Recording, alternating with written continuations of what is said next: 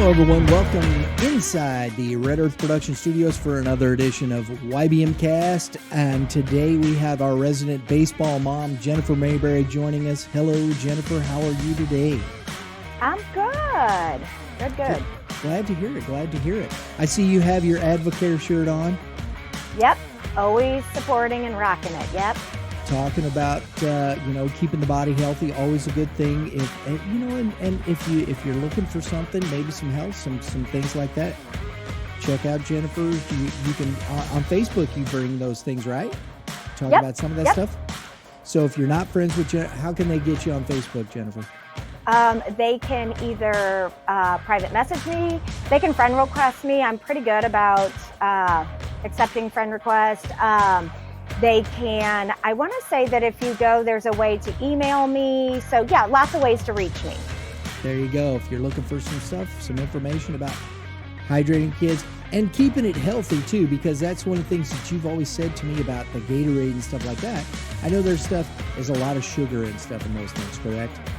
Right. Yep. So that's my big thing. It's just trying to keep them healthy, and we're not wanting to pump our kids full of things that are full of sugar and things that are not good for them, especially while we're trying to help, our athletes perform well. So, yeah. There you go. There it is. Hey, folks, we're always powered by Game 7 Baseball. If you're looking for a great fall tournament, game7baseball.com. We're going to be seeing the fellas next week. We're going to have Game 7. We're going to have Dave and Dave on the show. They got their points awards trophy. They're giving away the overall points winners for Game 7, so you don't want to miss that. We're going to have a lot of fun. But if you want to get in fall ball tournament, which we're going to talk about, you said you got your first fall ball tournament coming up this weekend, right? Yep. We're ready to get our fall on. Yep. Exactly. So, though it's tough as you transition from that spring season, you're coming into the fall. There's probably some kids not playing on this team as maybe or have they hung together? But that's something we were talking about leading up to this. Is there's kids that have you've played with and then aren't there, and it's kind of a tough thing, isn't it? It is tough, and it's one of those things. I understand it's a game. We get how all this works. I've been doing this now. My oldest is 16. He started playing ball at 5. So we've been through this every season, and you think it would get easier, but it doesn't, because you spend a ton of time with these families. We joke about your baseball family, but they are. You're close to the other parents, the kids, and there are lots of reasons that at the end of a season, a kiddo might not come back to that particular team. But it's hard. It's hard for the kids, the coaches, the parents. It's a tough thing to deal with, and each season it does not get easier. At least I don't feel like it does. And you may see them at the ballpark, later, and they're rooting for them over there, and it's kind of tough because you're those dynamics. I don't know if we talk about those things enough, and I hate to just kind of I don't want to wax psychological or anything like that, but it does play a role. And how do we develop relationships and those things move forward? And then sometimes the disconnect there. It's kind of hard for, I think, kids who don't necessarily know how to handle that, deal with those things, yeah? Yeah, I think so. And what's been kind of nice is some of the relationships that form, they're so special that it really doesn't matter what team the kids play on, they're going to continue those. So I think that, when we've seen other kids' families out that may not be on our team anymore, it's always fun. We do the pictures together because at the end of the day, it really is about the kids. It's those relationships that go on beyond, because if we're being realistic, the amount of kids that are going to play high school will lessen, college it's going to be less, and the majors, close to none. So really, at the end of the day, that's what you have left, is the relationships that will go on for a lifetime beyond being on the field. So amen to that. And I believe that's what it should, because we talk about this all the time. And there are times where, because families that you played with are distance from you, and you may not see him as much, or you may not see him again at all. You may, see a kid later that's like, oh my gosh, I remember you from, 5 years ago. Look how big you got. That Yeah. happens, right? And Uh-huh. but it's nice, and I think it's an opportunity to also help our kids understand how to develop relationships, right? Yep. That even though you may not always be on the same team, it doesn't mean that the friendships have to change. And it's kind of nice because at times we've played against former teammates. And the best part is watching, of course, the kids giggle at each other or the smile or when they're pitching batting against, like that's fun. But I've had some really heartwarming moments where, as parents, it didn't matter what team our kids were on. We sat behind home plate together because those relationships are there. So it really is cheering for each other's kids because honestly, and maybe it's just a mom thing, I don't know, but at times, I mean, you feel like these kids are your kids. You Yeah. watch them grow from little bitty up to young men. And so it's just, you get excited for them as if they're your own. I've seen kiddos hit over the fence home runs that aren't our kids. And I've literally cried being excited for them just because you've watched that kid grow and you're just like, yes, this is amazing. So Good for him. yeah. Yeah, I think that's awesome. And that's what youth sports should be about, in that respect. And I remember, to your point, I think it's very interesting because as you were saying that, these memories popped up in my head. My son playing with kids in the summertime, especially once you get into high school. You're playing with these guys in the summertime, and here's Justin now pitching against a kid that he's played with, and it's like that competition there. I'm going to get you out, dude. Absolutely. And it's interesting, because you watch those dynamics and they're fun. And then you get, I got you this time, I got you, and the smiles. And, there is that relationship there because you've played with those guys. And I think those things are unique and the interest of those, because in the end, we all know at one point, everybody comes back to the community. As you said, who's playing in the major leagues? Maybe one guy, right? Maybe one guy. And so the rest, as you've seen, and you're very aware, a lot of these kids are coming back from college, getting jobs and whatnot, and coming back into the baseball community, yes? Yes. And that's what I think. Like, I am not trying to rush any of my kids growing up by no means, but I know from Travis, he's seen it. He's now coaching a team, and buddies of his that he played with on a team are now coaching teams. And so they see each other at the ball fields, and it's fun. They talk about the good old days because they played together, and now they're back coaching opposite teams, but they still have that respect and, love for each other. It's really fun to see. So I keep thinking that could be my kids one day, that these kids that may not be on the team, they may end up, having coached together or against each other for something. So yeah, it's about building that and then future community relationships down the line, because we all grow up at some point, or we should, I guess. I don't know if I did yet. But no, I love that point because, and that's the truth of it. When we talk about, I talk about these things all the time, and that was one of the things when I set Youth Baseball Midwest in Motion was about, perspective. There's a perspective we have to look at, community and values. And if we are bringing this into youth sports and leaving a lot of the nonsense backwards, and really trying to take that thought process, let's put the right perspective to things. Let's build it up in the community, and let's do it with values. We do have people like your husband coming back and his friends that played college ball and passing on that knowledge.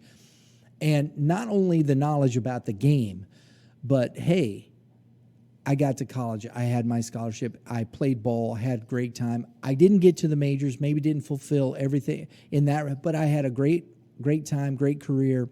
Now I'm back passing on this knowledge to my kids and other kids in the community, right? Yep. And I think that's what it's all about. It really is. And there's a lot of the coaches that we run into. That's exactly what they've done. They've gone away. They had great time in college. They got to play as long as they could, enjoyed it. And now they're back and passing that on to other kiddos. So yeah, it's a feel good moment. Yeah. And when we talk about, and then we engage with the family aspect, and I think that's where a lot of the moms in my experience, it was always the moms that kept the groups together. I mean, dads are talking, we're talking baseball, yeah, whatever. But it was always the moms that made, I don't care, without that aspect of it, that's where a lot of the community came into play, a lot of the camaraderie, the kids and whatnot, and everything kind of made sure everything was grounded, because we get caught up a little bit sometimes as dads in the go, win, push, and I think it always stays a little bit grounded with the moms. That's my perspective. What do you think? I do think so. And I think that because the moms are the ones responsible a lot of time for that team bonding, things outside of games and practices. You do have to gel. If you're going to play well as a team, it doesn't matter if you have 12 amazing athletes. If they can't learn to play together and trust each other and gel, it still isn't going to work. It doesn't. That's why you can continue to have your all-star teams and keep doing that. That's not what it's all about. So I think that the moms come in and we take those kids and we do some of our team bonding and get-togethers outside of practices and games. And I think that you notice a difference on the field when you have a group of kids that bond and connect in other ways besides just going to practice together and just playing in a game together. It's just different. It's a different feel, and it just works different, and you can see it on the field. It's always funny. I always liken this. My wife, she was not sports at all. She didn't watch sports. She doesn't to this day really doesn't know much about sports except for baseball. And I always think it's hilarious because she became the scorekeeper. And it was always, that's how she really learned the game, and she would keep score and be a part of it and understood the game and could talk about the game at that point. And it really made her feel like part of it, and she understood what her son was going through and those types of things. And I think those are dynamics that really, the relational part of it and building that relationship, she understood him a little bit more in those respects. Whereas sometimes, and I think most people really engage at that level, and I think that's a relational context that you may not have outside of that. Yep, I agree. You've also, we were talking before we started here. And I agree with this. Coach Perkins, we were talking with him last week, and he said I think kids should play other sports. And your kids were in soccer season, right? But you got a fall ball tournament. So how do you deal with that? Well, it's always funny because we're always very upfront. We tell, other sports coaches that, we like to play, they enjoy it, but we're a baseball first family. So they usually, are very understanding. They understand that. But it's every week when that schedule comes out, once we start, that you close your eyes, you click, you're like, please let it be earlier, let it be later in the day, And so when it is, you're like, yes, it works out. This is great. But then sometimes it doesn't. You're like, oh, okay, just send the email, just let them know, so it's one of those that you still feel bad, and your kid wants to do it all, and you want them to play all the sports, but that sometimes there's just going to be conflicts. So yeah, we just being upfront from the beginning, giving as much notice as possible. And I think we just, the last few years, standing by our decision. we're a baseball first family. This is what we choose. This is what we do. And just knowing that you can't feel bad. It just is what it is. So, yeah. I think that's fair. See, those are the things that I think we have to really assess, right? As we look at the youth sports community, is allowing the kids to play multiple sports. And I know there are families that will take the other approach, and whatever season they're in, that's what gets priority. And I think those are fair things, but I think it's taking that tact and understanding what you are and letting people know up front. I think that's the perfect way to do it, personally. Yes, and I remember our middle son, at one point, it was very even. Soccer, baseball, and it was really hard. And he's now going into 14U. So this was a ways back. It was his 9U season.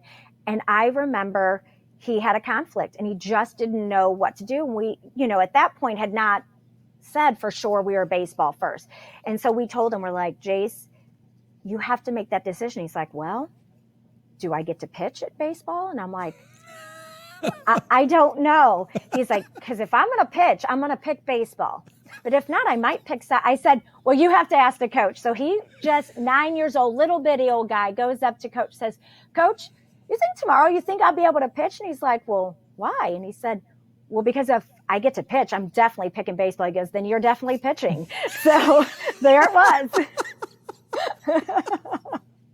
I love it, man. I love it. The coach is like, well, you're in, brother. Yes. That's dynamic. So it was fun. I love the interactions, the stories about stuff, like, because it can be a conundrum. It can be difficult. And, you hope that you have coaches that understand those things. And I think that's finding the right fits and understanding that it is youth sports. Correct.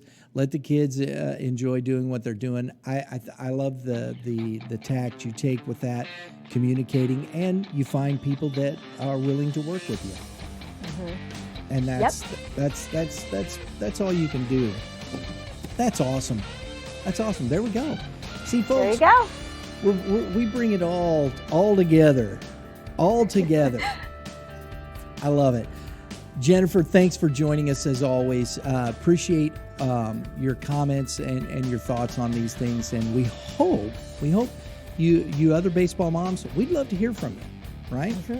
So, in this helps us get more of this out. Please like and subscribe. Hit the like button, subscribe, hit that dinger, because that's what we do around here. We hit dingers. And leave your comment. We'd love to hear from you. We will respond to your comments because we want the conversation to be there. What do you do as a mom? How are those relationships? We'd love to hear from you. Please share this out. We enjoy it very much. Jennifer, again, thank you. Good luck this weekend. Thank you. Where are you guys playing? Aussies, I believe. Aussies? Okay. Yes. All right. Yep. All right. So there you go. It's supposed to be, I think, a pretty nice weekend, too. Looking forward to it. There we go. Everybody out there, have a great day in the Lord. All you pitchers, keep throwing strikes. You hitters, hit them where they ain't, and we will see you next time.